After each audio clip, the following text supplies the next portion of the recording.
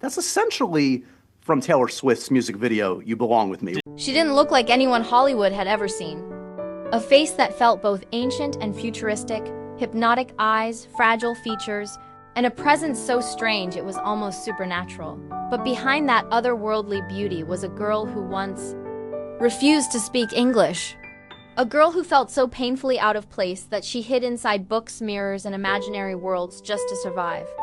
So how did that girl, a lonely outsider drifting between countries, cultures, and identities, transform into one of the most magnetic young icons on Earth? How did she go from being bullied for her weird face to becoming the actress who redefined elegance, mystery, and raw emotional power for an entire generation? This is the untold journey of Anya Taylor-Joy, the girl who never fit in, until Hollywood realized it needed someone who didn't. Anya Josephine Marie Taylor-Joy was born in Miami in 1996. But her story didn't begin in America. It began in the warm, vibrant streets of Buenos Aires. She was the youngest of 6 children in a multicultural family, a British-Argentine father, a Spanish-English mother, and a home filled with music, literature, and constant movement. In Argentina, Anya felt free. She ran barefoot through gardens, spoke rapid-fire Spanish, and believed the world was a place where imagination ruled. But everything changed when she was 6. Her family relocated to London, a decision that would alter the course of her entire life. Suddenly, the sunshine was gone, replaced by gray skies and unfamiliar faces. Her Spanish accent made her stand out. Kids mocked her, isolated her, and made school feel like a battlefield. The bullying became so intense that Anya did something unimaginable. She refused to learn English for 2 years, convinced that if she ignored the new world, maybe she could return to the old one. She retreated inward, building private worlds in her head, worlds where she could be someone else, somewhere else, untouched by judgment. Those imaginary universes would one day become the foundation of her acting. But at the time, they were simply a shield, protecting a little girl who felt invisible. Anya's escape from loneliness didn't come from school. It came from the streets of London. One afternoon at just 16 years old, she was walking her dog when a talent scout stopped her in front of a supermarket. Her unusual features, the wide-set eyes, the porcelain skin, the magnetic stare, made her unforgettable. Overnight, she was signed as a model, but modeling wasn't her dream. Standing still for cameras felt empty. What she really wanted was to step into the characters she had created in her mind. Since childhood, to live inside stories instead of just posing for them. So Anya made a bold decision. She quit school, sacrificed a normal life, and chased acting with everything she had. The early roles were small, a few seconds in Vampire Academy, a brief appearance in the series Endeavor, a tiny part in Viking Quest. She was barely seen, but every casting director who met her remembered her.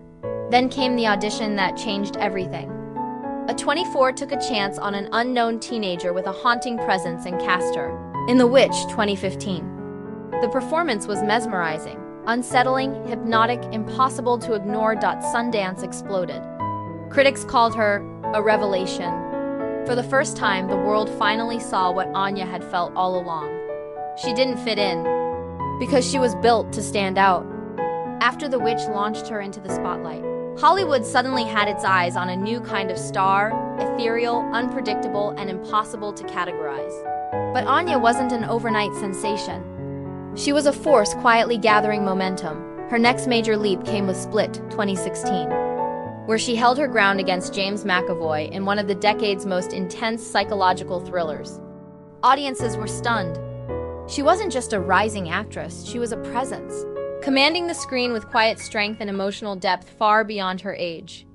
By the time she returned for Glass 2019, she had already proven she belonged in the mainstream. But Anya refused to be boxed into a single genre. She transformed again in Emma 2020, playing a sharp, elegant version of Jane Austen's classic heroine. It showcased something people hadn't fully seen before: her charm, wit, and comedic precision. Critics praised her versatility. She could be haunting, regal, or mischievous at will. Then came the explosion. The Queen's Gambit 2020 wasn't just a hit, it was a global phenomenon. Her portrayal of Beth Harmon was electric, vulnerable yet untouchable, broken yet brilliant. The series topped Netflix worldwide, revived the entire chess industry, and inspired millions of young girls. Awards followed: Golden Globe, SEGI Award, countless nominations. Brands chased her. Dior chose her as a global ambassador. Magazine covers multiplied. Directors lined up. Hollywood no longer saw Anya Taylor-Joy as a rising star. She had become the face of a new cinematic generation, a symbol of elegance, mystery, and fearless transformation. At 24, she wasn't just famous. She was undeniable. For all her rising fame, Anya Taylor-Joy quickly learned that Hollywood never lets anyone soar without trying to pull them back down. And for her, the attacks came from a place more personal than she ever expected. As her face appeared in more films and more magazines, critics began obsessing over her looks, the very features that made her unique.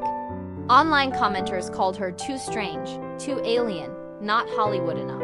Some tabloids mocked her wide-set eyes, while others questioned whether she could ever be a true leading lady. The scrutiny was relentless. For a girl who had once been bullied for looking different, it was a wound reopened on a global scale. Her projects weren't spared either. The New Mutants became embroiled in controversy, criticized heavily for production issues and tone-deaf decisions. Though Anya wasn't responsible for those choices, she still absorbed the backlash, with fans debating her casting and performance. Later in the menu, some questioned whether she was being typecast into quirky outsider roles, prompting discussions about her range and the industry's treatment of unconventional beauty. But the harshest challenges came from within. Years of non-stop filming, sudden fame, and public pressure left Anya battling exhaustion and emotional burnout. She spoke openly about loneliness, admitting she often felt like an outsider with a spotlight. Relationships became tabloid fodder. Every rumored partner, every breakup, every moment of vulnerability twisted into headlines. As the world celebrated her rise, she wrestled with the same shadows from her childhood, not fitting in, not belonging, not being enough. Yet it was precisely these storms, the criticism, the doubts, the isolation, that began shaping the woman she would become. The comeback was coming, and she would emerge stronger, stranger, and more unforgettable than ever. After years of navigating criticism and emotional exhaustion, Anya Taylor-Joy made a choice that would redefine her entire career. She stopped trying to fit Hollywood's expectations and instead leaned fully into her own unconventional identity. Her transformation began with stronger, bolder roles. In Last Night in Soho, she embodied a haunting mixture of glamour and tragedy, proving she could carry both elegance and darkness within a single performance.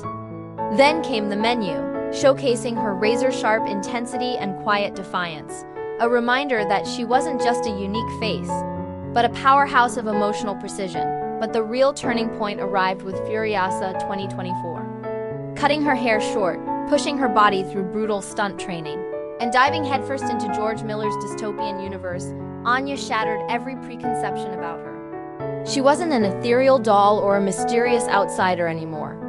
She had become a warrior, fierce, resilient, unstoppable. Off-screen, she grew into a more grounded, mature version of herself.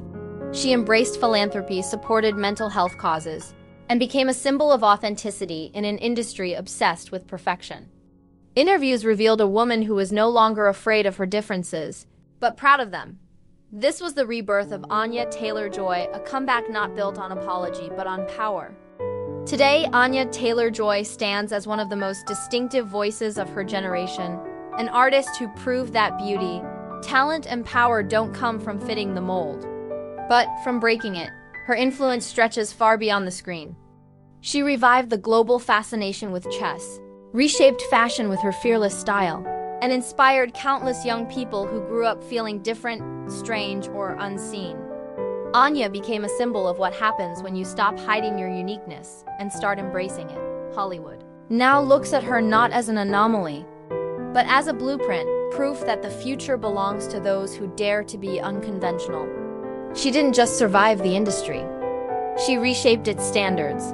Anya Taylor-Joy's journey is a reminder that the world doesn't reward perfection, it rewards authenticity.